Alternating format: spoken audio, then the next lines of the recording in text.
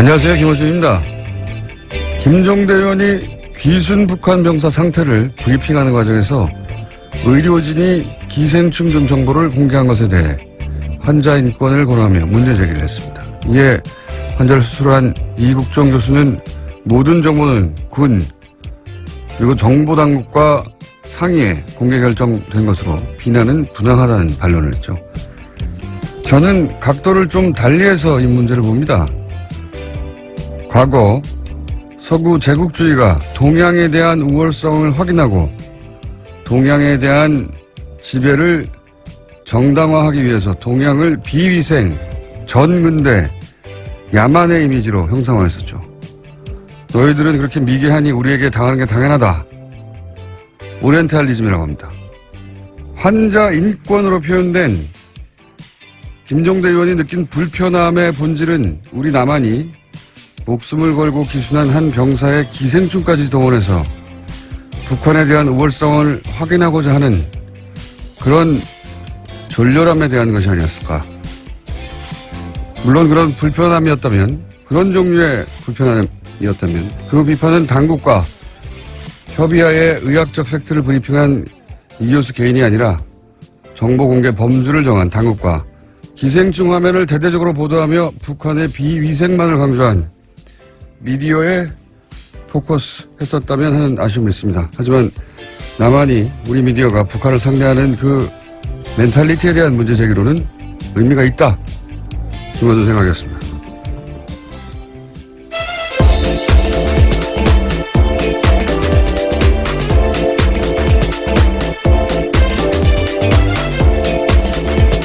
시사인의 김은지입니다. 네.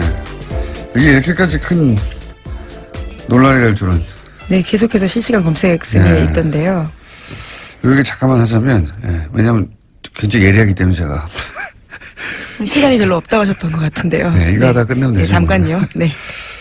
김종대 의원의 문제 제기가 이게 빛을 발하지 못한 이유는 프레임을 너무 좁게 잡았기 때문에 제가 보기에는 뭐냐면 환자 인권만으로 프레임을 잡았잖아요. 그러니까 의사가 직접 타겟이 되어버리는 건데 이제 이렇게 생각해보면 만약에 이런 정치적 상황을 완전히 배제하고 의학적으로만 동일한 상황이다. 그러니까 남한의 병사가 그 구역에서 똑같은 총격을 당해가지고 사경을 헤매는데 수술 과정에서 회복을 지연시키는 혈충이 발견됐다. 이런 똑같은 상황을 남한 병사로 생각해봐요. 근데 우리 군 당국이나 정보 당국이 자, 혈충을 공개합시다 했을 것인가? 저는 안 했을 거라고 봅니다. 그리고 미디어가 그걸 크게 종편에서 기생충 화면을 집중적으로 띄웠을 것인가? 저는 안 했을 거라고 봅니다. 만약에 그렇게 했으면 그 남한 병사는 향후 사회생활 어떻게 하라고 하냐, 이런 인권 문제나 사생활 보호 문제 당연히 나왔겠죠. 그러니까 그런 측면에서 인권을 이제 얘기한 거예요. 그렇게 생각하면 기생충 화면을 대문짝만하게 보도한 종편이나 보수매체의 졸렬한 의도나 제가 얘기한 그런 멘탈리티 문제가 있다. 그런 차원에서 지적의 의미가 있는데 이게 문제는 뭐냐면 이 사건은 그렇게 단순히 의학적인 케이스가 아니다. 여기에 북핵으로 대치하는 상황에서 기순한 북한 병사. 총격당해서 유독한 북한 병사를 살려내는 남한의 의술. 게다가 평판이 아주 높은 의사. 여기에 이제 남한보다 굉장히 열등하다고 비위생적인 북한을 알리기 좋은 기생충이라는 소재의 등장.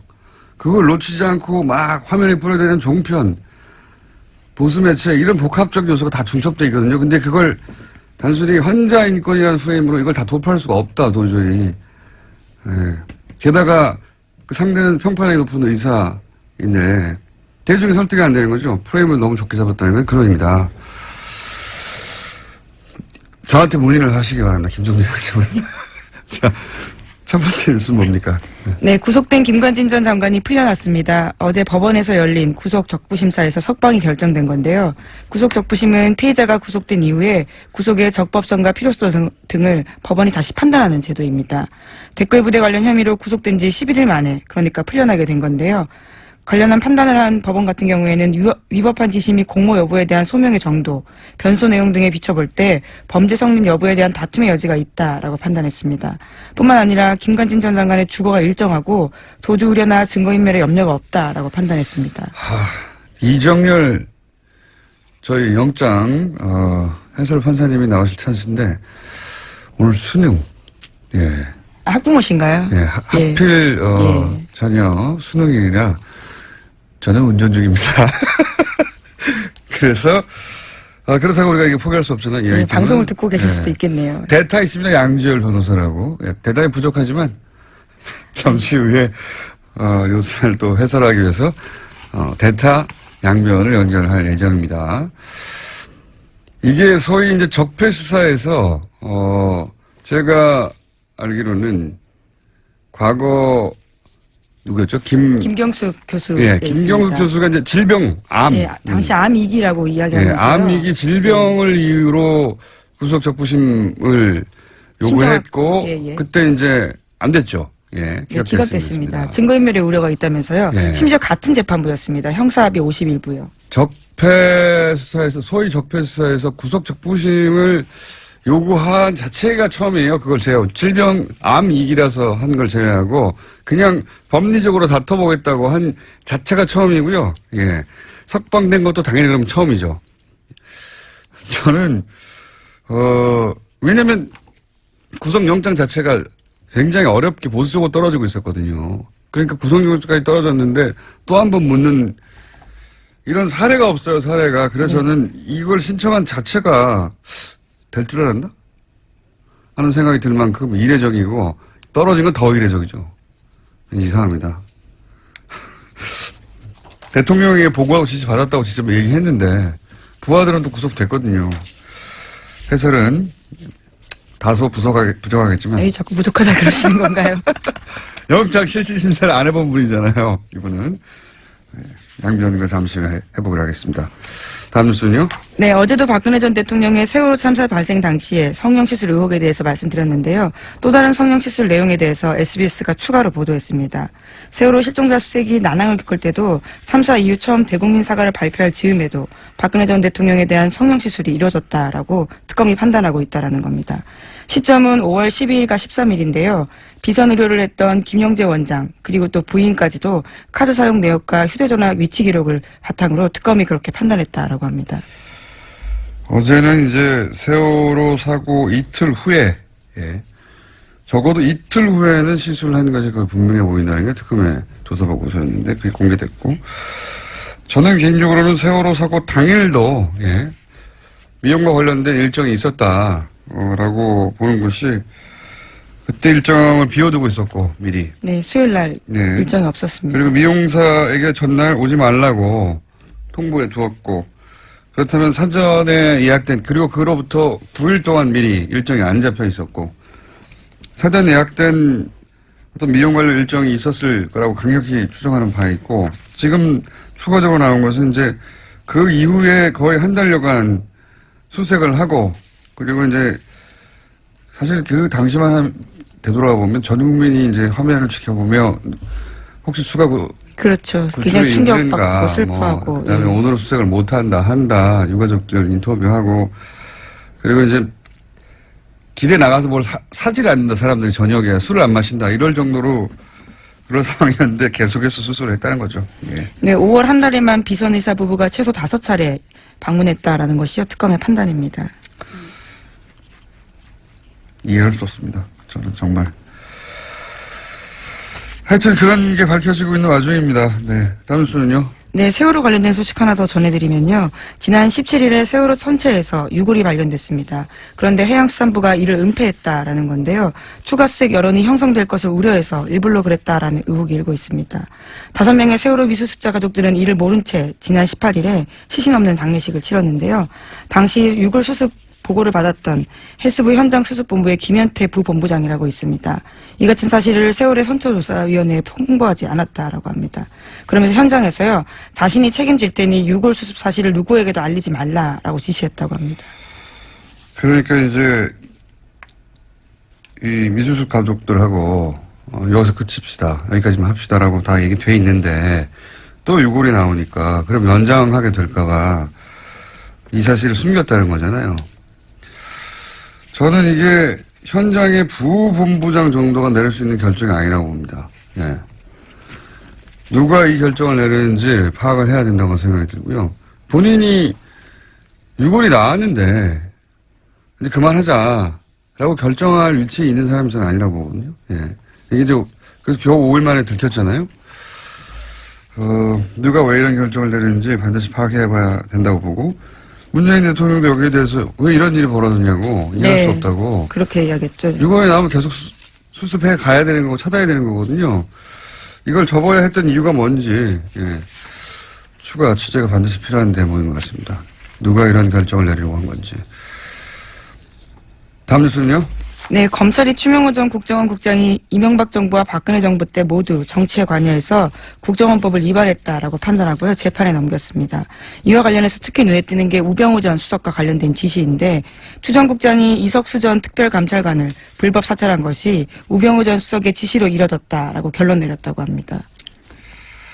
그러면 이제 우병우 전 수석이 다시 한번 소환되고 다시 한번 구속영장 청구될 개연성이 있네요. 네, 이르면 다음 주 중으로 소환될 가능성이 크다라고 하는데요. 네. 뿐만 아니라 최윤수 전 국정원 2차장 같은 경우에도 혐의 선상에 같이 올랐습니다. 그렇군요. 추명호, 소위 이제 최순실 라인, 전 국장의 공범으로 적시되고, 네, 공소장에 그렇게 쓰여 있다라는 겁니다. 불법 사찰의 지시는 우병우 전 수석으로부터 받았다. 예. 이번에도 빠져나갈까요? 우병우 전 수석이. 그런 뉴스가 있고요. 그 외에 양지열 변호사 연결되어 있기 때문에. 네, 하나만 더 전해드릴까요? 예, 차은택 씨가 어제 1심에서 징역 3년의 실형을 선고받았습니다. 여기에는 중요한 부분이요. 박근혜 전 대통령이 공범으로 명시됐다라는 겁니다. 사실 박근혜 전 대통령은 이제 너무 많은 혐의와 너무 많은 사안에서 공범 혹은 직접 지시기 때문에, 박근혜 전 대통령을 여전히 사랑해서 이제 여러 가지 태극기 들고 집회 하시는데 그 집회는 법적으로는 아무 도움이 안 될 것 같습니다. 자, 지금 김관진 전 장관이 구속 적부심을 통해서 석방된 사안 가지고 이정열 판사님의 개인적 사정으로 연결이 안 돼서 아침에 연락했더니 대타 양지열 변호사님 연결됐습니다. 안녕하십니까?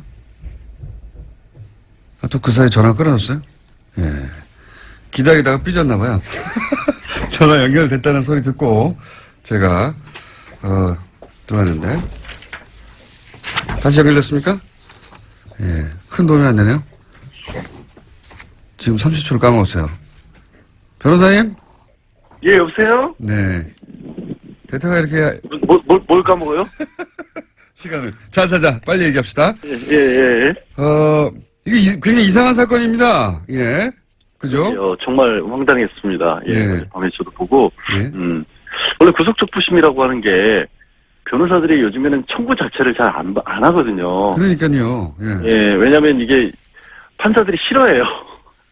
그러니까 그 구속적부심은 재판에 넘기기 전에 그 전 단계에서 그 전에 영장실질심사를 했던 판사가 영장을 내준 게 잘 됐느냐 못 됐느냐를 보는 거고 판사끼리도 서로 싫어하게 되죠. 그렇죠. 당연히. 그러니까 판사가 싫어한다는 얘기는 뭐냐면 이걸 또 합의에서 보거든요. 예. 그러니까 일종의 항소심으로 보는 겁니다. 네네. 그러니까 이게 판사 입장에서는 아니 이 일을 전문적으로 하는 판사가 있는데 그거를 구속된 지 얼마 지나지 않아서 기소를 하기도 전인데 갑자기 이게 잘못됐다라고 주장을 하면 당연히 판사들이 싫어할 수밖에 없고 그래서 실제로 실무에서는 중간에 폭력 사건 같은 경우 이런 합의를 받다거나 새로운 상황이 발생할 경우 몸이 많이 아프거나 부모님이 돌아가셨거나 이랬을 때만 신청하는 거고요. 저도 그렇게 알고 있는데 서울중앙지방법원 같은 경우 제가 찾아보니까 작년에 한 170건 정도 신청을 해서 30건이 조금 넘게 나와서 인용이 됐어요. 그러니까 실제 인용률만 놓고 보면 20%인데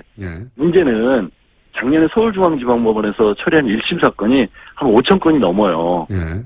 전체 사건 대비로 봤었을 때 이렇게까지 나오는 거는 5천 건 중에 33건이니까 몇 퍼센트입니까? 정말. 계산을 아주 미리 의미 없는 숫자인 하셨어야죠. 거죠. 예. 계산을 제가 산수는 약해요. 근데 이제 1%도 안 된다. 예. 그거의 문제는 대부분 그 비율이 말씀드린 것처럼 합의를 받거나 이런 사정 변경이 있었을 때지 아무 사정 변경이 없었고 김관진 전 장관이 갑자기 부모님이 돌아가셨을 리는 없잖아요. 그 연세에. 이게 이건 말하자면 문제죠. 법리 10일 만에 법리 판단을 새로 했다는 거거든요. 아무것도 없는 거, 아무 변경 사항도 없는데. 그렇죠. 갑자기 조주율이나 증거인멸 우려가 없다라고 갑자기 법원이 본 거예요. 이게 보통 이럴 경우 변호사가 아이고 그거 해봐야 소용 없습니다. 라고 하거나. 실제로 소용없다고 하는 정도가 아니라 예. 그러니까 양형사유에서 나중에 법원에 이른바 궤심죄에 걸릴 수 있으니까 예. 하지 말라고 합니다. 게다가 알려요. 그래서 이 적폐 관련 수사 작년부터 시작해서 저 김경수 교수가 질병 이를 이유로 그렇죠. 한번 청구한 이후로는 처음이에요. 처음. 고영태 씨는 체포 적부 심사를 청구를 했다가 그거는- 기각됐어요. 예, 그건 다른 아, 예. 이야기고 구속 적부. 예, 하여튼 그러니까 예. 구속 적부심에 체포 구속 적부심을 넓게 크게 하나로 보니까 그 두 건밖에 없는데 기각됐고 또 이 사건은 그러니까 그때 부하직원들은 그때는 다 시정을 받았어요. 암이었을 때도 기각됐거든요. 그렇죠. 뭐 기억하시겠지만 갑자기 이렇게 다 지우고 모자 쓰고 나타났잖아요. 예. 구속도 없애고 이런 상황에서. 그러니까 정말로 애초에 나 구속시키면 안 된다라는 걸 강력하게 보여줬는데도 구속시켰고 이후에 또 진단서까지 첨부를 해서 정말 심각한 상태라고 했는데 결국에 안 풀어졌거든요. 예. 그러니까 구속이라고 하는 것 자체가 2008년 이후에 급속도로 줄어들었어요. 그러니까 구속이 줄어드니까 구속에 대해서 적부심사 청구하는 일은 정말로 줄어든 거죠. 인용도 잘 안 되고. 적폐 근데 수사 갑자기- 관련해서는 아무도 신청을 안 했다니까요. 질병이. 안 할 수밖에 없는 게, 예. 밑에 지금 김관진 전 장관 같은 경우에는 그때 국방부 장관 했을 때 부하직원은 실형까지 받았거든요, 벌써.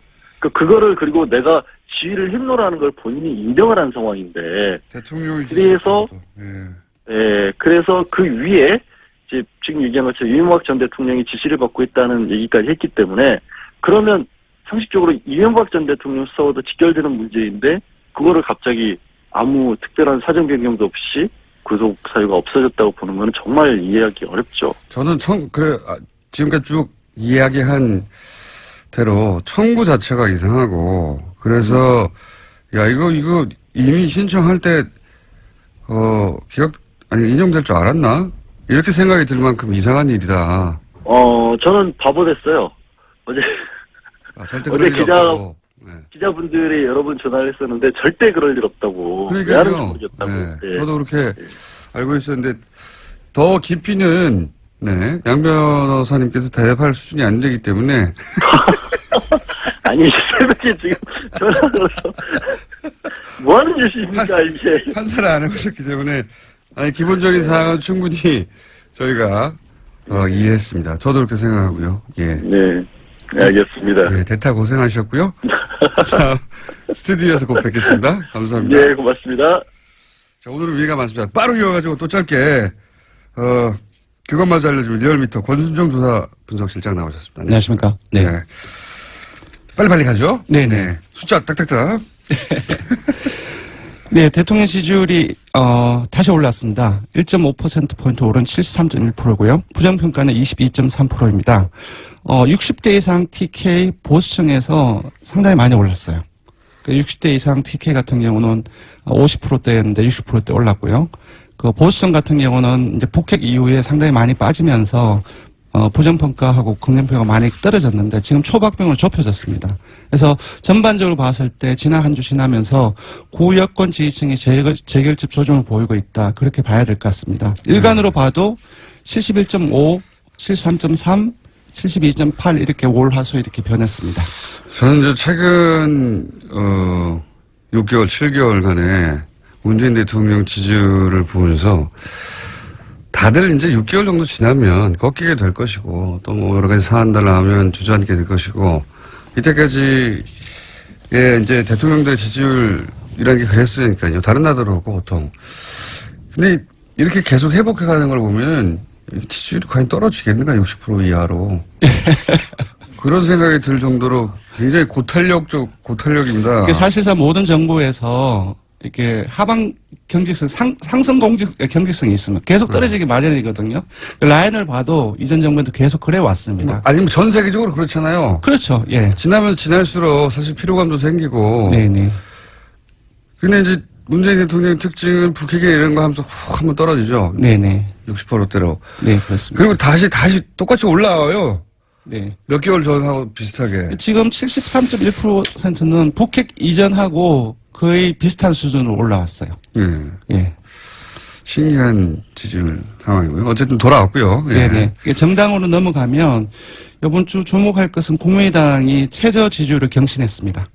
자유한국당이 계속 조금씩 상승하다가 18, 9%까지 올랐거든요. 근데 16.7%로 1.6%포인트 하락했습니다. 그래서 이 부분이 좀 주목해서 봐야 할 부분이고요. 민주당 같은 경우는 0.5%포인트 상승해서 51.8%, 여전히 2주째 상승세입니다. 역시 대통령처럼 60대 이상에서 상당히 많이 올라가지고 계속 이전에는 한국당이 뒤졌거든요. 근데 뒤집었습니다. 그리고 국민의당으로 넘어가면 60대에서요? 네, 맞습니다. 네, 국민의당으로 넘어가면 지난주에 4.9%를 기록해서 최저 지지율 동률을 기록했거든요. 근데 0.5% 더 하락해서 4.4%로 떨어졌습니다. 특히 월요일 일간 집계에서는, 그러니까 이른바 끝장 토론 하루 전이었죠. 3.8%로 떨어져서 창당 이후 일간 집계로 3%대로 떨어진 건 처음입니다. 3%대는 보통 잘못 누른 거거든요. 근데 이제 일간 지지율에, 이거는 얘기를 하면 안 되겠네. 500명 지지율은 저희들을 따로 보는데 그보다 더 떨어졌습니다. 정의당. 지지율이 아예 안 나온다고 거의. 왜냐면 이게 독도는 일본 땅입니까? 한국 땅입니까? 일본 땅이 좀 울었을 때 일본 땅이라고 잘못 누르는 비율이 이 정도 좀. 예, 이 조사가 1,500명 조사에서 오차 범위가 2.5%포인트거든요. 플러스 마이너스. 이제 지금 이걸 보면은 오차 범위 아닌 거죠. 그러니까 무작위 잘못 변동이라고 볼 수도 예. 있는데 그렇지는 않겠죠. 네. 국민의당 조사 정확합니다. 심각하게 받아들여야 되는 상황이다. 예, 정의당은 오늘 정의당 얘기를 좀 해야 될 것 같은데 19대 대선 이후에 가장 높은 7%포인트에 근접했습니다. 3위로 뛰어올랐고요.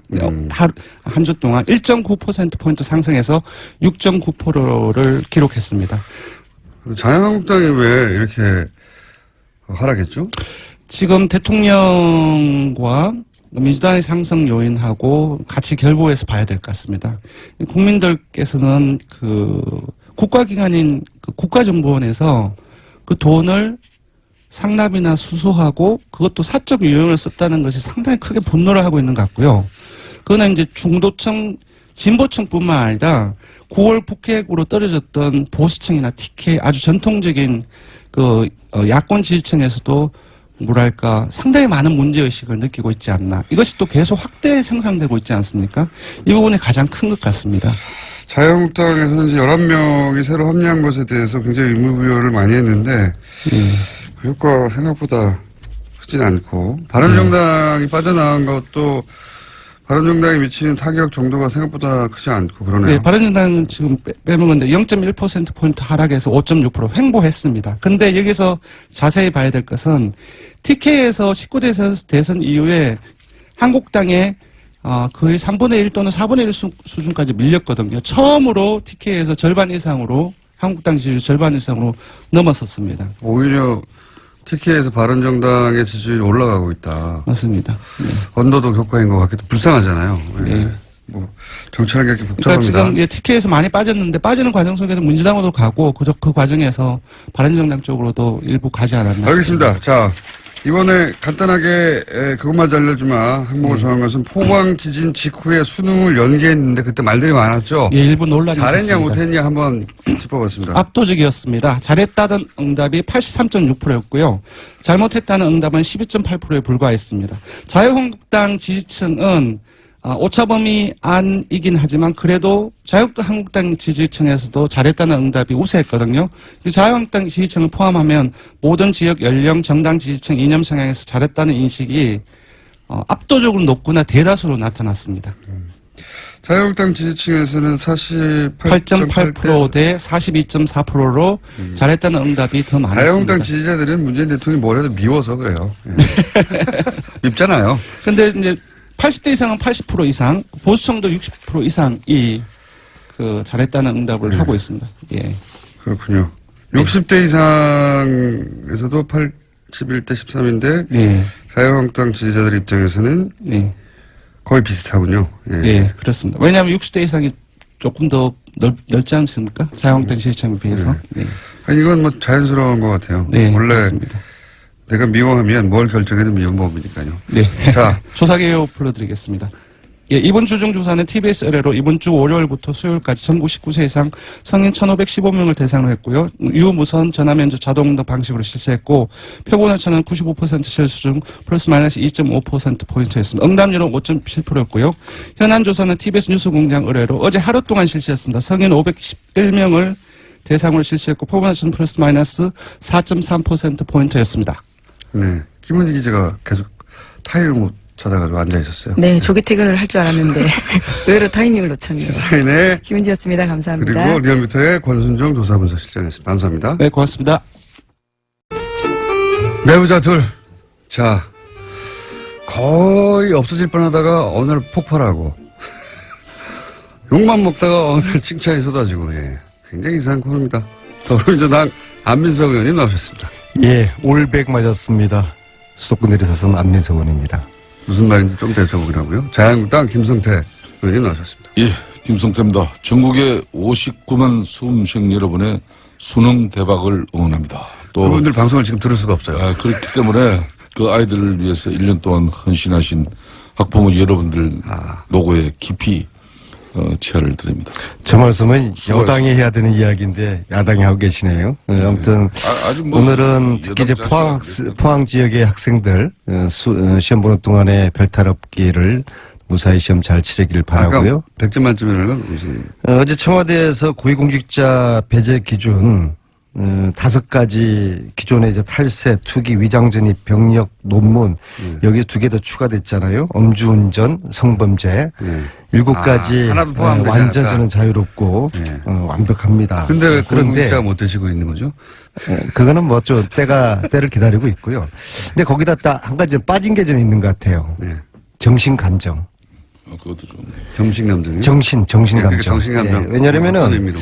지금 공수처 반대를 하고 있는 정치인들 있잖아요. 이분들 저는 정신감정 필요하다 봅니다. 정신 나간 분들이죠. 그래서 저는 이 7가지를 국회의원들에게 고스란히 적용시킬 필요가 있다고 봅니다. 그러면 정치가 더 신뢰가 받을 수 있을 것이고요.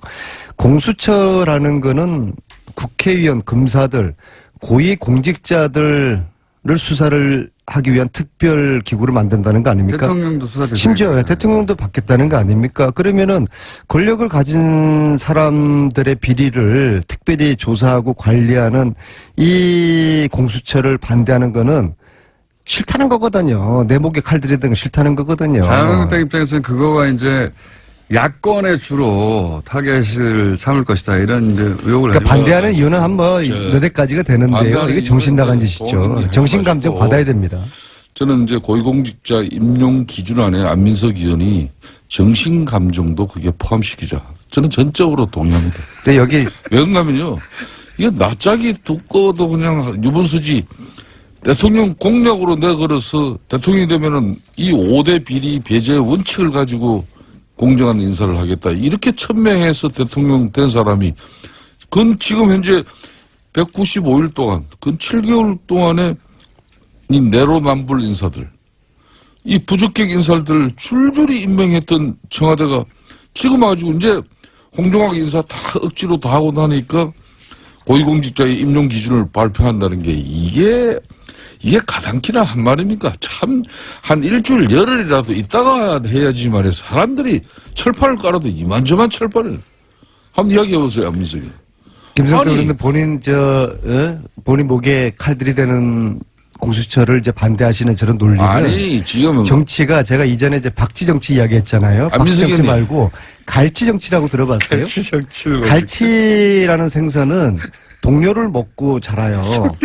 그러니까 위기 때마다 상대방을 끌어들이는 이런 물타기를 하면서 이 자신의 생존을 해나가는 이 갈치 정치 있잖아요. 아니, 본인 동료 의원 이야기, 공격하고 저 이야기 들어보세요. 상대방 무조건 공격하고 하면서 하는 이런 갈치 정치. 이게 저 논리를 지금 저대로 갈치 정치 민석이 논리거든요. 형님. 집권당 중진 의원으로서 제 이야기 좀 들어보세요. 대통령까지도 내 목에 칼을 대라. 우리 가족들, 주위 친척들 집중적으로 조사하고 관리하는 공수처 이거 내가 받아들이겠다고 하는데 제재가 왜 안 되는 야당 거예요, 의원들이 서로. 공수처를 반대합니까? 자, 우리 안민석 의원님. 지금 첫 주제는 고위공직자 임용 기준안 발표 관련해가지고 안민석 의원이 정신감정도 여기 하나 더 넣자 그래서 지금 이 주제를 가지고 우리가 이야기하고 있는데 인정할 건 해야지. 그럼 좋아요. 이런 고위공직자의 임용 기준 5대 배제 원칙을 이렇게 명확하게 내세우면은 지금까지는 그거 적용 안 시키면서 대통령 공약 때 내나 한 얘기예요. 그런데 어저께 이제 홍종학 장관 임명하고 나자마자 이걸 이제 발표를 했는데 그럼 대통령이 우선 사과라도 해야 되는 거 아닙니까? 그리고 두 번째는 이런 임용 기준안을 대통령이 이미 대선 공약 때 내걸고 대통령이 당선되면 이런 인사기준 원칙을 가지고 고위공직자를 임명하겠다 했는데 그런데 캠코더 인사한 거 아니에요. 캠프, 코드, 더불어민주당 인사로 끊임없이 이렇게 지적을 받았는데도 이게 인사 관행 적폐가 아니고 뭡니까? 그러면은 이렇게 제대로 검증을 하지 못한 누군가는 청와대 주변의 참모가 책임도 지고 대통령도 사과하면서 앞으로 나는 7개월 동안 인사를 한다고 했는데 내가 참 누워서 침 뱉는 격이 됐는데 하지만 앞으로는 정말 이렇게 잘하겠다. 이래 해야지. 그 이야기 하다가 갑자기 공수처 이야기. 문제는 저러한 갈치 정치의 논리를 대부분의 국민들이 공감하지 않는다는 거예요. 문재인 대통령에 대한 지지도가 계속 70%대를 유지를 하고 있어요. 그렇다 그러면은 중도를 다 끌어들인 거거든요. 문재인 대통령의 하는 정치 행태라든지 지진 대책이라든지 안보 정책이라든지 이런 국민들의 민심을 거슬리는 게 아주 일상화가 됐어요. 자유한국당이 이렇게 해가지고는 이 보수가 다시 살아남기 힘들고요. 공수처를 반대하면은 솔직히 우리가 지연제가 많으니까 공수처 이거 신설되면은 우리 자한당 국회의원들 중에서 살아남을 사람들 절반도 안 될 테니까 이게 두렵다. 이거 좀 살려달라. 차라리 우리한테 물밑에서 하소연하고 선처를 부탁하면은 인간적으로 좀 그래도 좀 봐주기라도 하죠. 근데 지금 그 이야기를 지금 말씀이라고 하세요? 자기들 지연제가 아니, 들춰질까봐 공천 아니, 청와대 반대하면서 뭐 대통령 직속 제1급 수석 이런 비서관 좀 반대 논리를 대는 청와대 정무수석도 지금 현재 이제 특히 김관진 검찰 전 장관 고발되잖아요. 안보실장 지금 풀려난 거 있어가지고 저는 오늘 이 아침에 붕괴를 금치 못하겠어요. 저는 김관진의 구속으로 최순실의 이 무기 쪽에 이 화산이 폭발되지 않을까를 기대를 했거든요. 왜냐하면은 제가 받은 제보 중에서 김관진 안보실장이 합참의장을 마치고 2009년, 2010년 2년을 안민석 의원님은 딸들과 가족들과 함께 워싱턴에서 2년을 본인이 살아요. 왜 전병헌 아시다시피 전병헌 정무수석이 청와대 제1급 참모로서 아주 많은 그 비용이 필요하거든요. 구속 수사가 되고 있는데 대해서는 왜 알아들 수가 한마디 저렇게 언급이 또 없잖아요. 물타기를 하시네요. 예? 잠깐만 제 이야기하고서 말씀 아니 내가 아까 말씀하세요. 내 이야기를 합니다. 자, 자, 그 이야기를 따라잡아야 하면 됩니다, 안 이제는. 돼요. 굉장히 지금 아주 지금 사법 말을 막으신 이유가 판단도 뭐죠? 저렇게 자기네들 마음에 들지 않으면 김관진 이야기 하고 난 다음에 듣고 난 다음에 이야기를 하세요. 면수석부터 중요한 말씀 하는 이야기하세요. 겁니다. 새로운 정보인 것 같아서 이 얘기만 듣고. 그래서 그 2년 동안에 김관진 워싱턴에 가 있는 2년 안보실장이 동안. 그 2년 동안에 그 생활 비용을 방산업체, 외국의 방산업체에서 후원을 했다는 제보를 제가 받았거든요. 자, 그러면 간단해요. 그러면은 2년 동안에 김관진 실장이 무슨 돈으로 그 생활비 많은 비용을 미국에서 냈는지 2년 동안 그건 계좌 조사하면 금방만이 나오는 것이죠. 2년 그래서 동안에 미국의 방산업체로부터 말하자면 생활비를 받았다. 생활비를 받았다. 아마 4인 가족이 워싱턴에서 2년 동안 살았으면은 아마 100만 불 이상 정도는 썼을 거라고 보거든요. 과연 그 돈을 김관진 안보실장이 개인 돈으로 쓰지는 않았을 것 같은데 그 제보에 의하면은 방산업체가 후원을 미국의 방산업체. 받았다. 예, 미국의 제보거든요. 방산업체가 나중에 우리나라에 무기도 파는 업체입니까? 그래서 이게 최순실하고 저는 연관이 된다 보거든요. 왜냐하면 저는 최순실이가 문화계 농단, 체육계 농단 하면서 결국엔 돈을 빼먹은 거 아닙니까? 이건 사실 무기에 비하면 끈값이죠. 돈을 사랑했던 진짜 대통령 최순실이가 과연 무기에 손대지 않았을까? 손대지 않았을까요, 공장장? 손댔을 거라고 저는 그렇게 가정을 하거든요. 예, 그래서 이러한 연계고리가 2009년, 2010년에 김관진이의 미국에서 생활비 이것을 이제 검찰이 쉽게 그런 들여다볼 수 있는 거 아니에요. 그렇게 될 수 있는데 그게 이제 지금 이걸 기대를 했었는데 풀려나면서 어렵게 풀려난 게 이게 저는 단순하게 뭐 도주 우려가 없다. 이건 정말 지나가는 개가 웃을 일이고요.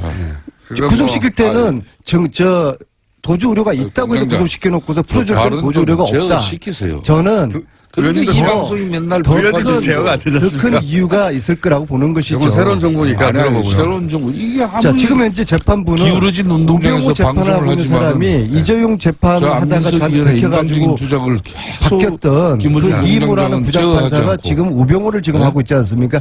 재판부의 현실이 지금 이렇습니다. 아니, 저분이 그래서 재판부의 이런 행태를 잘 들여다볼 필요가 있어요. 자, 오케이. 자, 김성태 의원님. 말씀 한번 해보세요. 하고 싶은 말씀 해보세요. 제가 이렇게 한 2년 가까이 우리 안민석 의원님을 지켜보면은 본인이 의혹 제기하고 본인이 이렇게 문제를 야기한 부분에 대해서 검찰이 또 제대로 수사해가지고 또 이렇게 구속적부심에서 이렇게 구속이 이루어지면 뭐 검사나 판사 칭찬하고 또 판사가 그걸 이렇게 기각하면은 또 재판부 그냥 욕하고.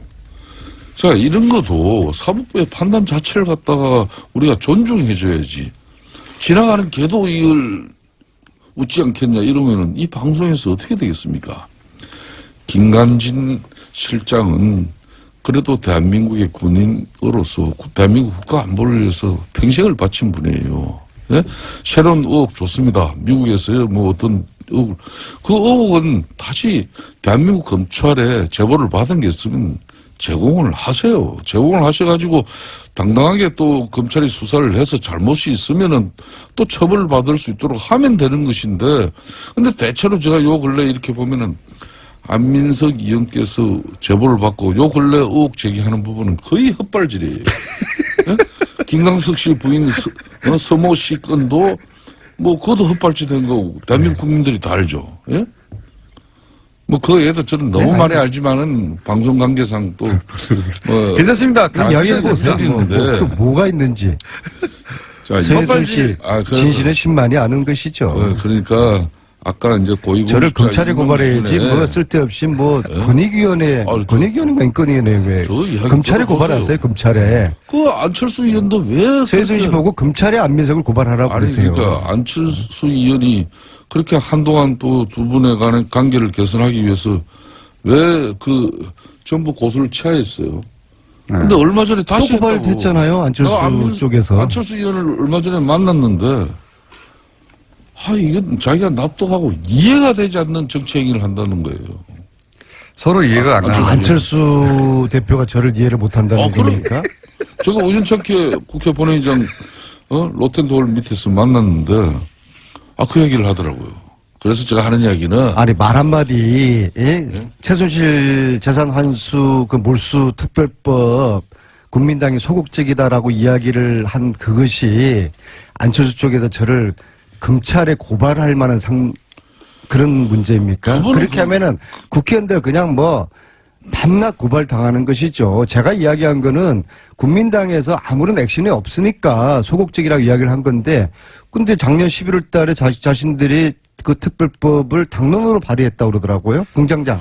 알고 계셨어요? 지금 그 얘기는 몇 아무도 번이나 몰라요. 하셨기 때문에. 아무도 몰라요. 예. 아무 일도 하지 않았으니까. 안철수 그때가 대표 소극적이었다고 예. 이야기한 것이 검찰의 고발을 당할 그런 사안입니까? 자, 그만. 세 번째 그만 좀 검찰 하시고. 고발을 당하고 있어요. 안철수 자리 좀 측으로부터. 바꾸세요. 자, 그러면은 안민석을 앵커를 시키고 안철수 대표 말 개인이나 나온 정당 간에나 말 나온 고소고발은 김에 최대한 자제해야 되는 거죠. 바른정당과 국민의당 통합 얘기도 잠깐 해봐 주시면요. 1, 2당의 입장에서 이 지금 3, 4당 간의 통합 논의에 대해서 어떻게 보십니까? 기본적으로 저는 네. 남의 집안일에 이러쿵저러쿵 하고 싶은 생각은 전혀 없지만요. 항상 해왔었죠. 자, 지금 이 문제의 출발점은 예. 안철수의 위기의식으로부터 분석을 해야 됩니다. 무슨 말입니까? 자, 지금 이대로 안철수 대표가 중심이 된 국민당이 내년 선거를 이대로 치를 수 있겠습니까? 전패할 거예요. 전패하고 되면은 지방선거 이후에 안철수는 설 땅이 없는 겁니다. 정치 완전히 물러나야 되거든요. 그런 위기감에서 안철수 대표가 지금 좌충우돌 하고 있는 겁니다. 자, 자한당하고 바른당하고 국민당은 뿌리가 틀리잖아요. 여기에 안민석님, 통합, 이제 시간이 연대 얼마 남지 않았죠. 그런 이야기들을 막 아직 하고 5분 있는데요. 남았고요. 오늘 평상시대로 바른 5분 가지고 한 지금까지 10가지 정도 얘기하셨습니다. 저는 어쩌면은 안철수 대표가 보수 정당을 기반으로 해서 추후에 대권 후보에 대한 구상을 하고 있을 것이다. 그런 얘기도 있습니다. 그래서 빅텐트, 자한당과 바른정당까지 묶어서 후보가 되려는 그러한 욕심을 가지고 있을 것이다. 지방선거에서 자유한국당이 잘 안 되면 네네. 자유한국당에서 이제 대선 후보가 없구나 생각해서 나오는 분들과 이제 또 자, 이제 합쳐서 저는 여기 그만하세요. 대해서 자, 자유한국당 여기 대해서 어떻습니까? 국민당 내부에 호남 출신들은 택도 없는 소리라고 하거든요. 그래서 네. 제가 볼 때는 국민당은 이미 심리적으로 분당이 돼 있는 상태입니다. 자, 이제 아니. 자, 그러면 자유한국당 입장에서 그걸 어떻게 바라봅니까? 우리 아내님이 지난주는 좀 집권당 중진위원으로서 이렇게 품격과 품위도 지키시면서 했는데. 요즘 디거넛 엘리간스. 그러니까. 이 스탠스를 아니, 제가 유지하고 있어요. 한 주 만에 또 이 사람이 확 변했어요. 180도로. 김관진 어? 풀려나니까 제가 제정신이겠습니까? 이게 말이 됩니까, 이게? 아니, 그러니까 김어준 공장장님.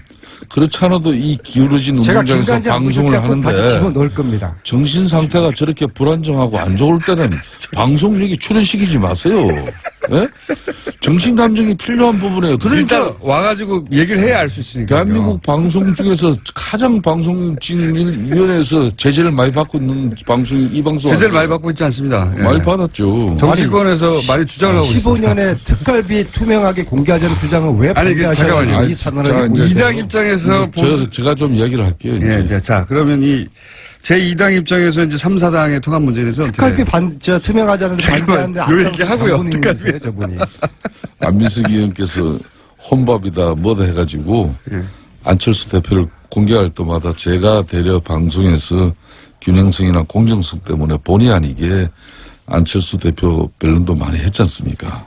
근데 오늘은 제가 한마디 하겠어요. 일정 부분 어찌 보면은 안민석 의원 말씀에 동의가 되는 건데 안철수 대표와 국민의당과 바른당이 통합하면 지방선거에서 제2당으로 등극한다는 것은 이건 한마디로 아직까지 꿈을 꾸고 있는 거죠. 정치는 살아있는 생물이고 현실인데 선거 승리를 위해서는 정치는 수단과 방법을 가리지 않습니다. 그렇지만은 그 안철수 대표께서는 정치 공학적인 발상이 과연 이 안철수 대표가 이야기하는 새정치였는지 그건 되묻지 않을 수 없는 것이고 지난 5선 동안 이 새정치를 뭐 이렇게 지향하면서 이렇게 정치권에서 활동을 했지만은 이 시간 5년이면 길입니다. 대통령 임기 5년이에요. 그런데 안철수 대표는 5년 동안 보여주지 못했어요. 내가 MB 아바타입니까? 뭐 이런 정도의 아직 그 정치의 큰 틀을 벗어나지 못하고 있는데 그렇다고 해가지고 지금 안민석 의원이 속한 민주당은 국민의당을 늘 해치하는 같은 정당이에요. 그래서 결정적일 때는 어떻게 꼬시는지 하여튼 결정적인 도움을 받아내요. 그럴 때는 협치 정당이고 우리는 행제 정당이고 협치요. 별 이야기를 다 하면서 또 이런 방송에 나와서는 저런 이야기를 하면은 내가 안철수라 그래도 민주당 사람들은 믿질 못하는 것이고 차라리 뭐 적지만은 바른정당하고 뭐 이렇게 통합이라도 해서 좀 기반을 갖춰보려고 하는 그 처절한 몸부림에 너무 큰 비난을 하지 맙시다, 우리가. 안철수 대표와 국민당하고는 저희들은 구분해서 봐야 된다고 보고요. 어떤 남의 집안 이야기 그만하고요. 저는 왜 그 새누리당과 남의 집안 얘기만 김성태 당시에 저하고 같이 15년도에 이맘때 예결위 간사를 함께 했잖아요. 네. 왜 특수활동비를 좀 줄이고 홍준표 대표 특수활동비 이거 어떻게 공개하자는 합니까? 이야기를 그 주장을 왜 반대했는지 하고 홍준표 대표 역시도 지금 갈치 정치를 하고 있는 겁니다. 느닷없이 원혜영 대표로 끌어들여가지고 내가 당신한테도 운영비 주지 않았냐. 이거 김성태 의원님 의견을 좀 들어봐야겠어요. 네. 왜 반대를 하셨어요? 예, 이 국정원의 특활비를 가지고 청와대가 받아 쓴 것이 드러나면서 이 논란이 시작됐는데 문제는 이 특활비가 개인 사적인 용도로 잘못 쓰여졌다면은 이건 이제 용처에 대해서는 검찰이 수사를 할 건데 첫 번째는 국정원을 지휘 감독하는 청와대가 국정원으로부터 특수활동비를 받은 것 자체가 내버리는 것이죠. 청와대 상납받은 그 돈을, 그 40억을 누가 어떻게 썼을까요? 두 번째는 특수활동비는 정해진 용도가 아닌 다른 곳에 쓴 것이 국고